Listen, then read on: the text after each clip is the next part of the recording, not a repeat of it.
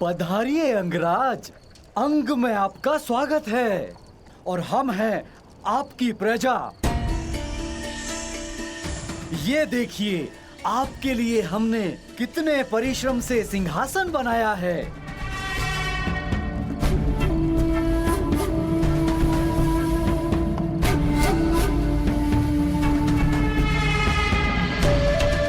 विराजिए।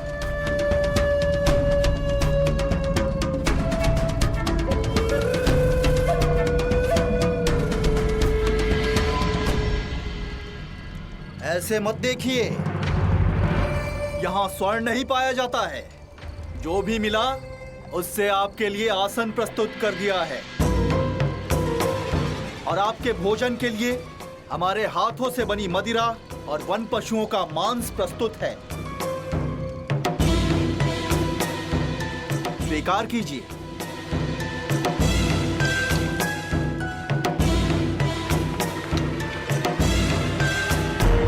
अरे हटो हटो, मार्ग दो मार्ग दो। जीवन में पहली बार किसी राजा के दर्शन हुए हैं। मैं प्रणाम तो कर लूं। प्रणाम।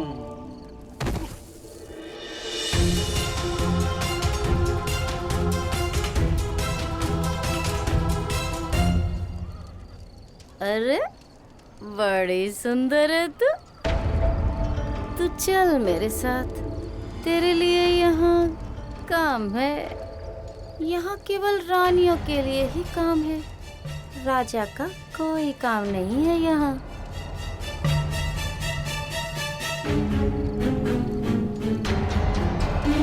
स्वागत है अंगराज।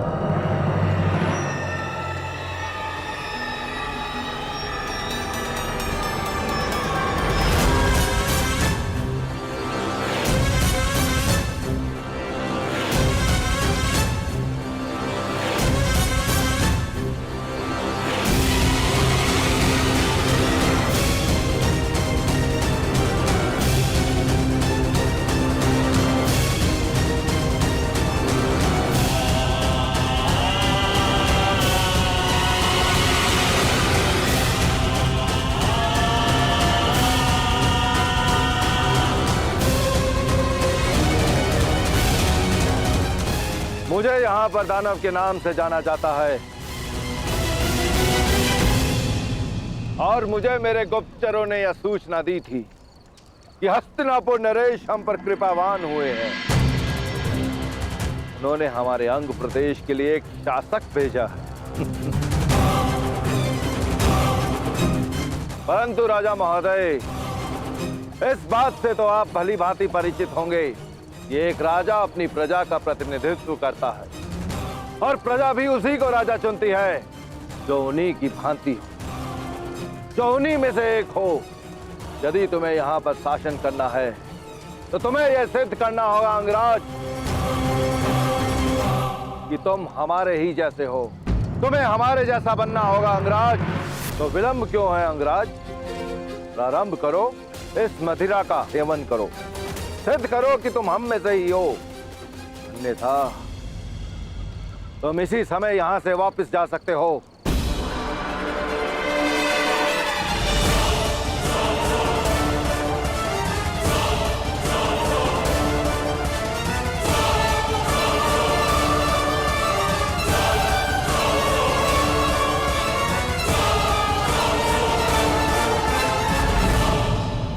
अंगराज, अंग का ना तो कभी कोई राजा था और ना ही इसे कभी किसी राजा की आवश्यकता है। और अगर तब भी तुम यहाँ पर निर्वाह करना चाहते हो तो तुम्हें हमारे समान बनना होगा, क्योंकि जो समान नहीं होता उसका सम्मान नहीं होता। उचित कहा तुमने दानव। जब तक हम समान नहीं हो जाते हम साथ नहीं रह सकते। परंतु समान होने के भी दो मार्ग होते हैं। पहला कि मैं तुम जैसा बन जाऊं और दूसरा कि तुम्हें स्वयं अपने जैसा बना लूं।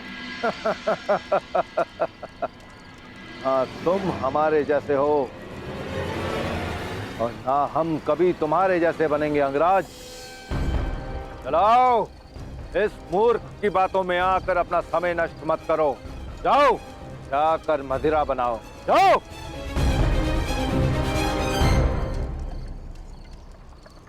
मुझे समझ नहीं आ रहा, तुम शांत क्यों थे कर्ण? तुम्हारा एक बाण एक पल में उस दानव का अंत कर देता, और यहाँ अंग में सुशासन का प्रारंभ। ऐसा हो सकता था, परंतु जिन पर शासन करना हो उन्हें समाप्त नहीं किया जाता। मेरा एक बाण उस दानव को सदा के लिए शांत कर देता, परंतु अंक की प्रजा में एक भय उत्पन्न कर देता। प्रजा के मन में राजा के लिए भय नहीं, सम्मान होना चाहिए। मैं यहाँ एक योद्धा नहीं, राजा बनकर आया हूं वृषाली। तो अब क्या करोगे कर्ण?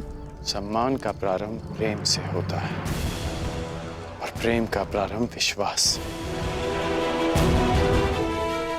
मुझे इन्हें विश्वास दिलाना होगा कि मैं इनमें से एक हूं।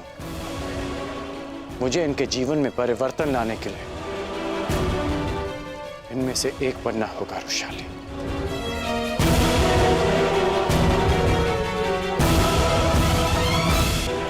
मुझे इन्हें विश्वास दिलाना होगा कि मैं इनमें से एक हूं। मुझे इनके जीवन में परिवर्तन लाने के लिए इनमें से एक बनना होगा वृषाली। अंग राज्य के लोग कर्ण पर कभी विश्वास करेंगे ही नहीं। ये बड़ी विकट समस्या है ताक्षरी। हाँ विदुर, और महाराज धृतराष्ट्र ये समझते ही नहीं। हस्तिनापुर का अंग होते हुए भी अंग राज्य को एकांत में रखा गया है। यदि अंग राज्य की वर्तमान कार्यशैली भंग हो गई तो वह शांति भी भंग हो जाएगी जो मगध के साथ स्थिर है। परिणाम स्वरूप सैनिकों को, नागरिकों को अपने प्राण से हाथ धोना होगा। जो दशकों से असहाय रहे हैं, वह जब कर्ण को हस्तिनापुर के प्रतिनिधि के रूप में देखेंगे तो उन्हें घृणा हो जाएगी, और ये घृणा कब हिंसा में परिवर्तित हो जाए। अब आप क्या करेंगे ताक्षरी? मैं अपने कर्तव्य से भली भांति परिचित हूं। मेरा कर्तव्य है हस्तिनापुर की सुरक्षा करना। मेरा मन इस चिंता से व्याकुल अवश्य है, किंतु मैं अपने कर्तव्य पर अडिग हूं।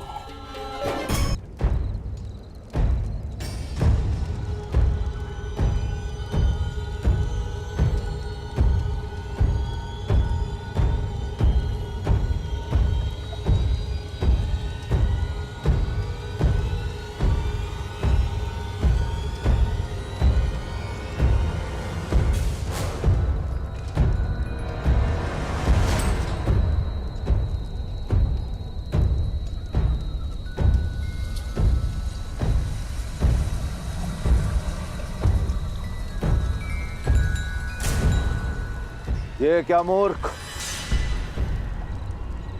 इतनी रात्रि को क्यों नगाड़ा बजा रहे हो? अब क्या स्वयं राजा अपने आगमन की घोषणा करेगा? ये मेरे आगमन की नहीं, परिवर्तन के आगमन की सूचना दे रहा हूं। नाथ, अंग को एक निद्रा से जगाने के लिए, ये नाथ एक नई भोर के लिए है। ये नाथ अंग में सुशासन और न्याय के आगमन की सूचना है।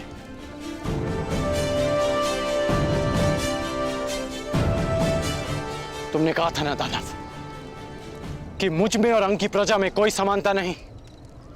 समानता है। मैं भी अंग का विकास चाहता हूं।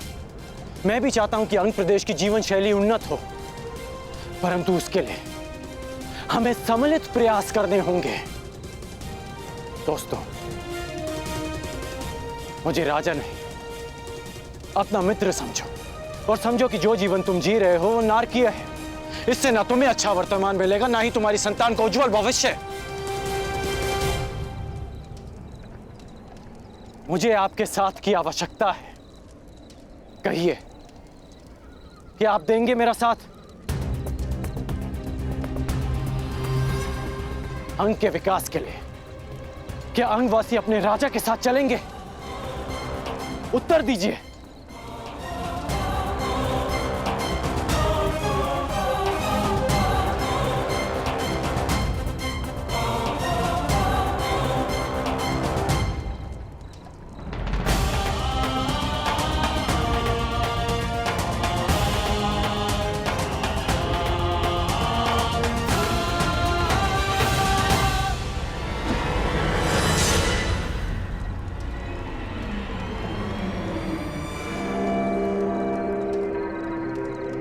अरे ये क्या मूर्खों, तुम्हें इतना भी ज्ञात नहीं कि एक राजा का किस प्रकार से स्वागत करना चाहिए?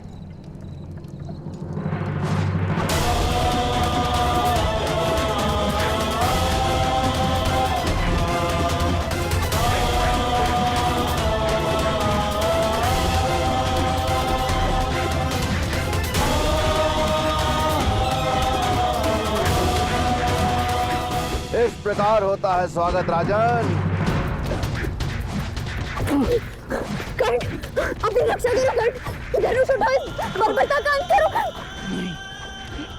मैं यहाँ अंत के लिए नहीं, नए प्रारब्ध के लिए आया हूँ। मैं यहाँ विनाश के लिए नहीं, अंग के विकास के लिए आया हूँ। यदि अंग की प्रजा का मेरे लिए यही स्वागत है तो यही सही, मुझे स्वीकार है।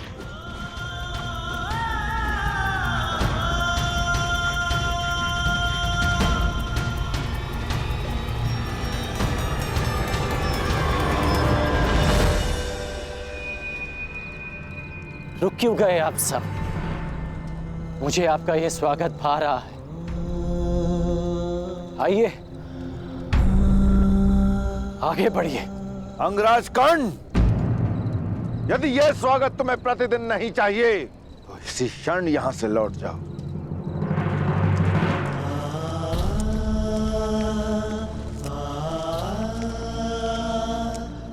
तुम सुरक्षित हो नौशाली?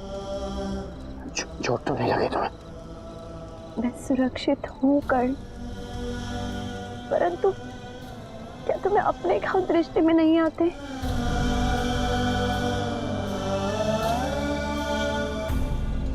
मेरे घाव भर जाएंगे,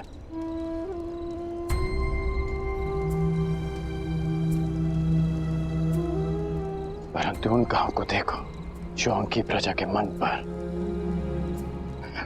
उनके जीवन पर,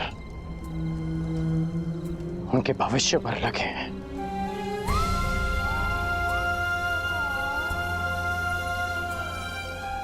गौ माता दूध देती है और सर्प विष। सोचो रोशाली, इनके भीतर कितनी पीड़ा होगी कि इन्होंने अपने राजा का स्वागत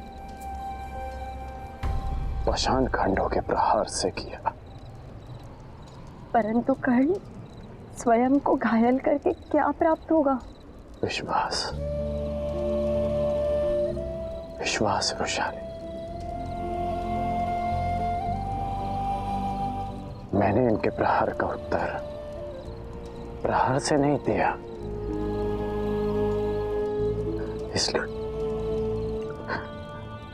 इसलिए इन्हें विश्वास होगा कि मैं इनके लिए हानिप्रद नहीं हूं। देखा मैंने, कितना विश्वास जगा है इनमें।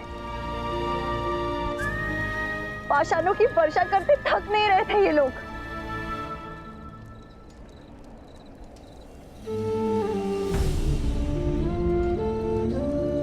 तुम भूल रही हो कि इनका बल क्षीण हुआ था, न पाषाण खंड कम पड़ गए थे, परंतु वो स्वयं रुके। सूर्य देव भी तुरंत उदय नहीं होते, उनकी किरणें धीरे धीरे अंधकार की चादर को चीरती हैं। समय लगेगा रोशाली,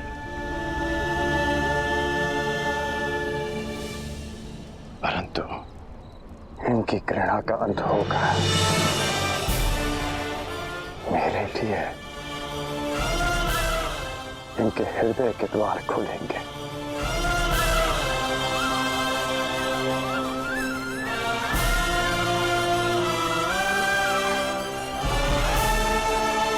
हमें लगेगा रोशाली,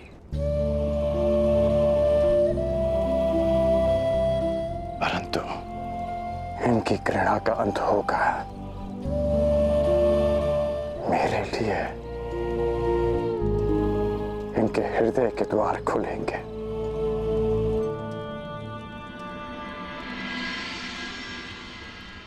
अंगराज,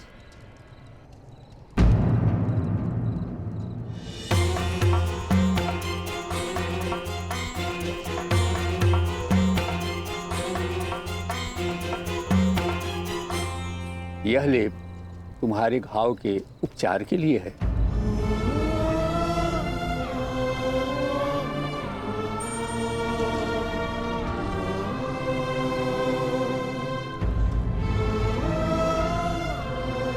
यदि चाहो तो मेरी कुटिया में आ सकते हो।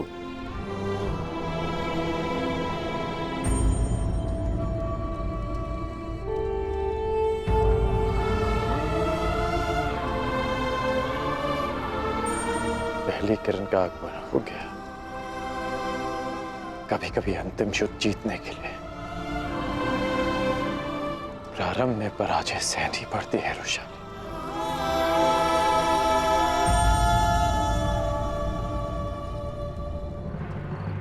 तुम पांचाल की सीमा पर आ चुके हो और तुम्हारे समक्ष संपूर्ण पांचाल राज्य है। कल प्रातः तुम्हें अवसर मिलेगा अपने शौर्य, अपने पराक्रम की सीमा जानने का, और मुझे यह जानने का कि एक गुरु के रूप में मैं सफल रहा या असफल। यदि किसी के मन में संदेह है या आग्रह है तो वो मेरे समक्ष प्रस्तुत हो।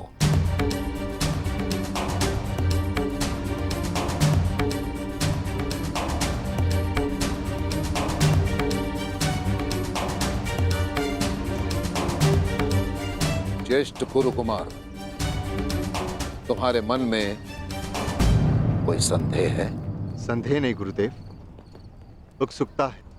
एक शिष्य होने के नाते मैं अपना धर्म पूरा करूंगा, अपने गुरु की आज्ञा का पालन करूंगा।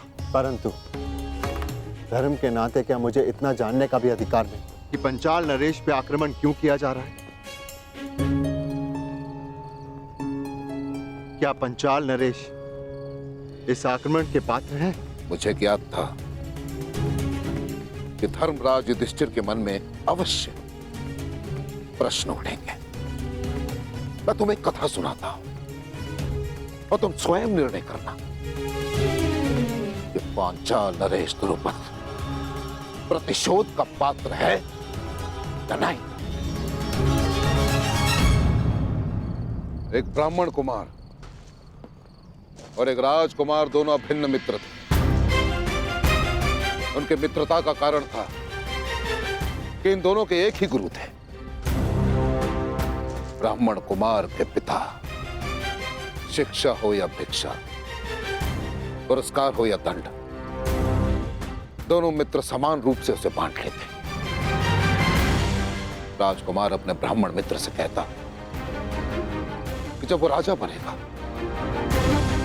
तो अपना राज्य भी उससे बांटेगा। समय बीता, राजकुमार और ब्राह्मण कुमार की शिक्षा पूर्ण हुई। राजकुमार अपने राज्य लौट गया और यहां ब्राह्मण कुमार के पिता सुरक्षित रहे। और इतना ही नहीं, ब्राह्मण कुमार पर आक्रमण हुआ निर्धनता का। ब्राह्मण कुमार स्वाभिमानी था, परंतु अपनी भूखी संतान के करंदन के समक्ष उसका स्वाभिमान परास्त हो गया। निर्धनता का मारा ब्राह्मण कुमार अपने मित्र के पास सहायता के लिए पहुंचा।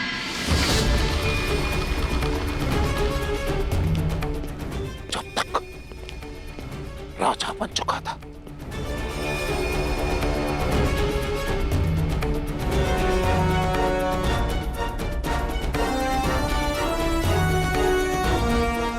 उसने अपने मित्र को बचपन के एक एक वचन स्मरण करवाए।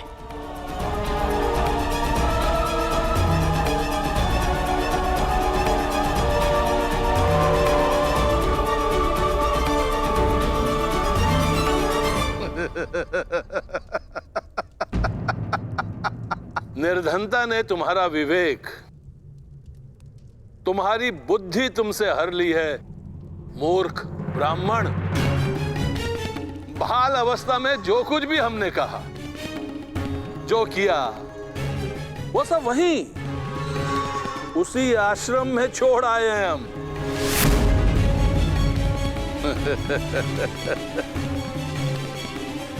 परिवार पालन पोषण में कोई समस्या हो रही है तो 2-4 गाय, कुछ स्वर्ण मुद्राएं हमसे दान में प्राप्त कर सकते थे,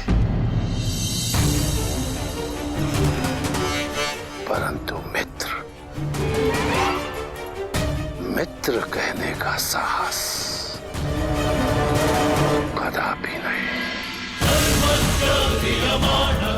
क्योंकि मित्रता सदा बराबर वालों में होती है। सभासदों, देखो देखो इस मूर्ख ब्राह्मण को, दरिद्र भिक्षुक हमसे, सम्राट द्रुपद से मित्रता करना चाहता।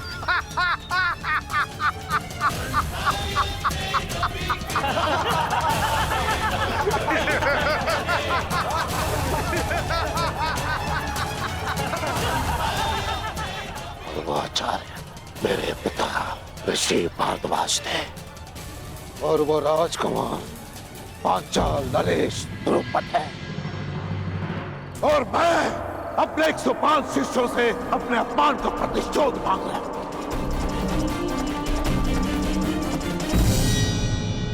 क्योंकि मैं द्रोण वो ब्राह्मण पुत्र हूं। और वर्षों से ये अपमान की अग्नि मेरे हृदय में भड़क रही है, एक ज्वालामुखी के भांति, और इस ज्वालामुखी को शांत करना मेरे शिष्यों के हाथ में है।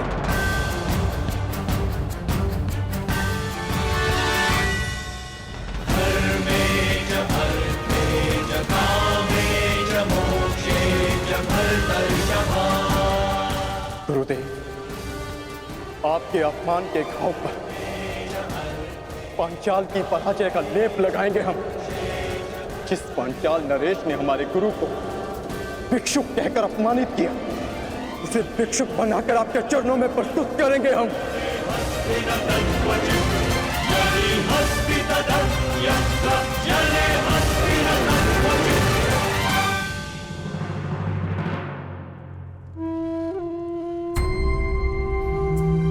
धन्यवाद महोदय।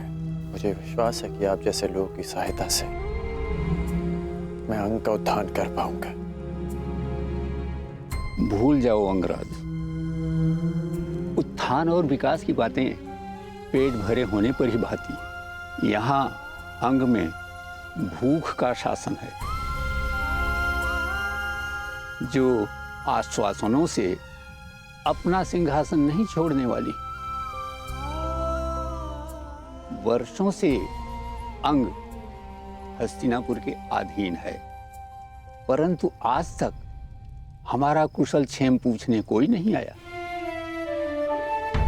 हम लोग मृत्यु से नहीं, जीवन से युद्ध करते हैं। अंततः हमने अपना जीवन जीना सीख लिया है, और आज अचानक यहाँ आकर तुम अपना अधिकार जता रहे हो, वो भी रिक्त बातों से। यहाँ के लोगों की दृष्टि में तुम एक राजा नहीं, बल्कि हमारा उपहास उड़ाने आए एक शत्रु हो।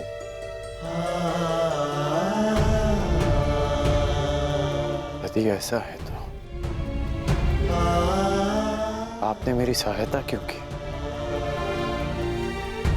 क्योंकि मेरा भी एक पुत्र था, तुम्हारे ही जैसा, तुम्हारी ही तरह परिवर्तन की बातें करने वाला, सबको भूख मिटाने का स्वप्न दिखाता और स्वयं प्यासा ही मर गया। आश्चर्यचकित न हो करण, यही अंग का सत्य है। जल प्राप्त करने के लिए हमें मदिरा बनाकर मगध भेजनी होती है। गले की अग्नि को बुझाने के लिए हमें हृदय को दग्ध कर देने वाली मदिरा बनानी पड़ती है। और मेरे पुत्र ने इसी रीति का विरोध किया था और उत्तर में मगध ने उसे जल नहीं दिया। उस सब की सहायता करना चाहता था, उस सब के लिए जल चाहता था, परंतु किसी ने भी उसकी जिह्वा पर 2 बूंद जल भी नहीं डाला। ज्ञात नहीं वो प्यास से मर गया या अपने के आघात से, परंतु ये सब मैं तुम्हें क्यों सुना रहा हूं? तुम्हें तो अनुमान भी नहीं होगा कि अपने जन को खोने से कैसा अनुभव होता है।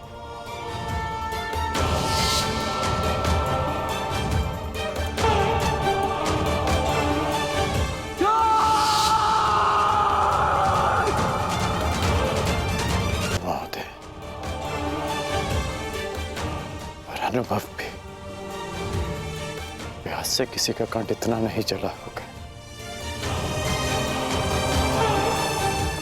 जितना पिघले हुए स्वर्ण से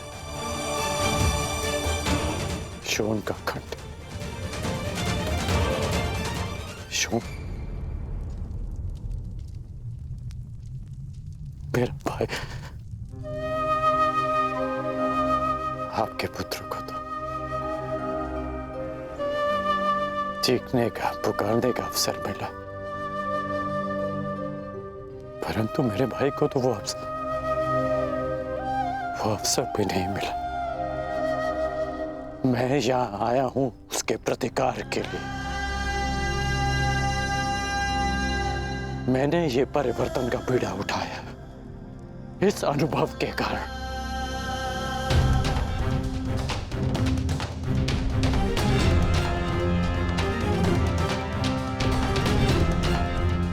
मैं पराजय स्वीकार नहीं करूंगा, इसलिए भी क्योंकि ये अनुभव किसी और को सहना ना पड़े। मेरी सहायता करें महोदय। मुझे बताइए कि अंग की प्रजा को नया जीवन कैसे दिया जाए? जीवन तो बस जल से मिलता है अंगराज। वर्षों से ये लोग प्यासे हैं, इन्हें केवल जी सकने योग्य मात्रा में ही जल मिलता है। अंगराज, यदि यहाँ परिवर्तन लाना है तो सबसे पहले जल लाना होगा। दिला सकते हो इन्हें जल पर अधिकार? मनुष्य 5 तत्वों से बना है, जल, वायु, अग्नि, आकाश, भूमि। इन 5 तत्वों पर सबका समान अधिकार है। किसने ये अधिकार छीनने का दुस्साहस किया? कौन रोकता है अंग के अधिकार का जल? महोदय, आप मुझे उसके पास ले चलिए।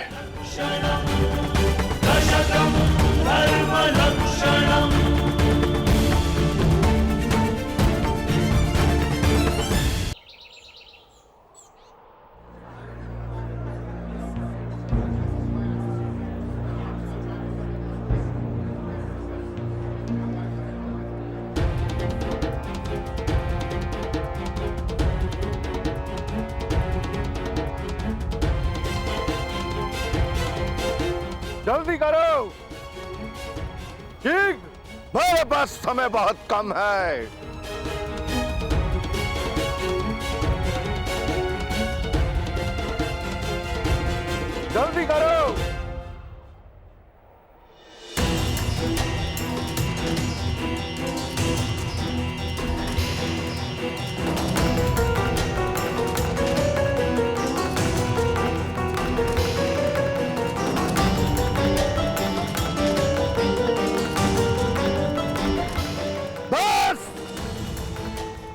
उतना ही जल मिलेगा।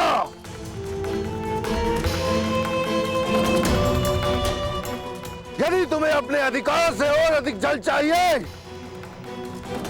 तो भगत के अधिकार की मदिरा लाओ। जाओ। मेरी अंजलि छोटी है, प्यास नहीं बुझी और जल चाहिए।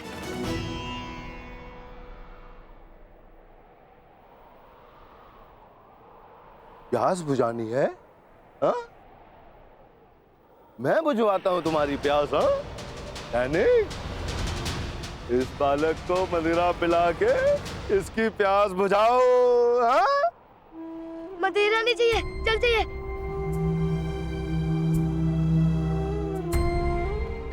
पी मदिरा पी, आनंद ले।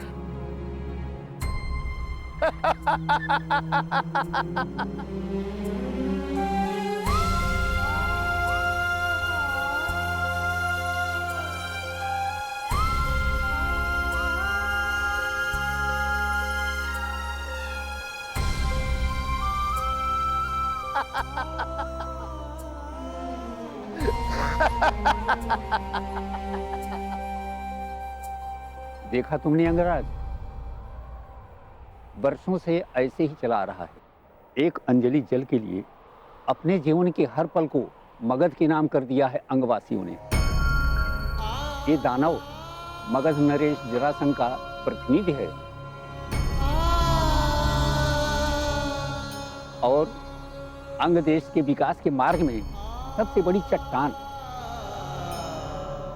ये जब तक यहाँ है, अंग देश कभी भी स्वतंत्र नहीं हो सकता।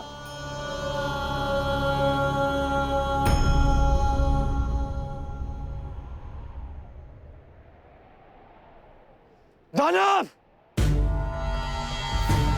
मार्ग से हटो। इस जल पर किसी एक का अधिकार नहीं। ओ, अंगराज कर्ण, तुम अभी तक यहीं पर विराजमान हो और जीवित भी। लगता है कि अंगराज को भी जल की प्यास सताने लगी।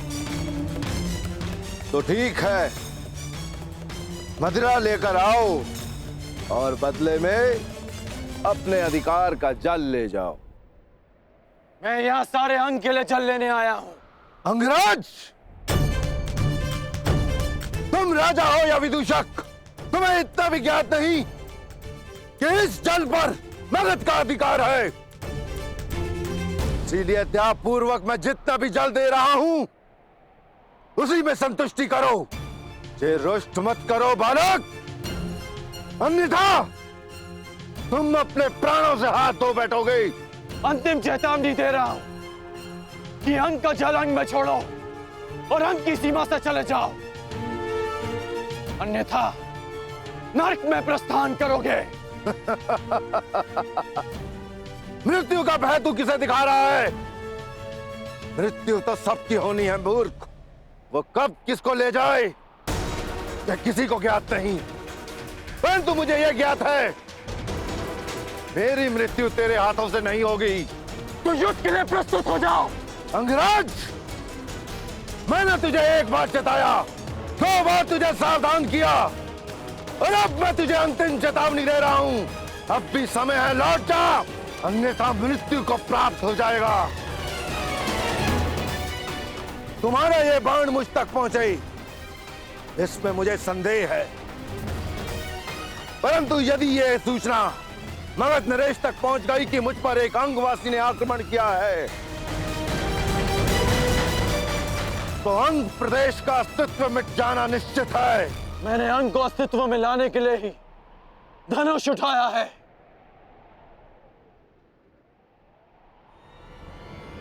सावधान!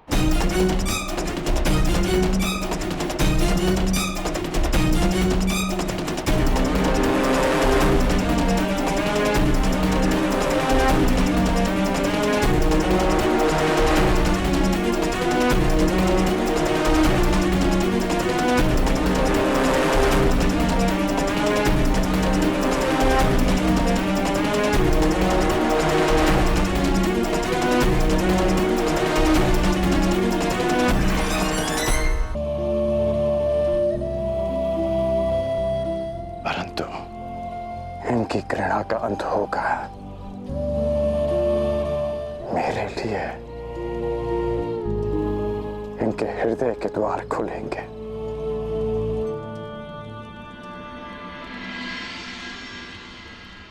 अंगराज,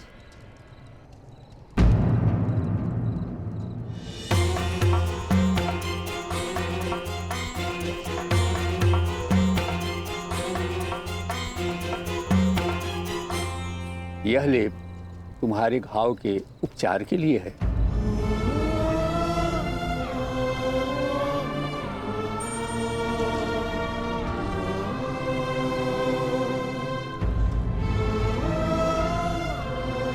यदि चाहो तो मेरी कुटिया में आ सकते हो।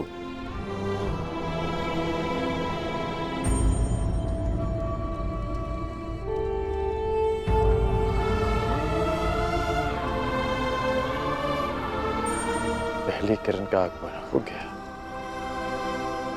कभी कभी अंतिम युद्ध जीतने के लिए प्रारंभ में पराजय सहनी पड़ती है रोशानी।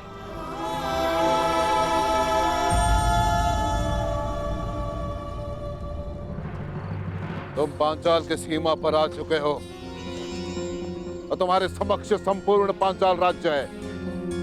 कल प्रातः तुम्हें अवसर मिलेगा अपने शौर्य, अपने पराक्रम की सीमा जानने का और मुझे यह जानने का कि एक गुरु के रूप में मैं सफल रहा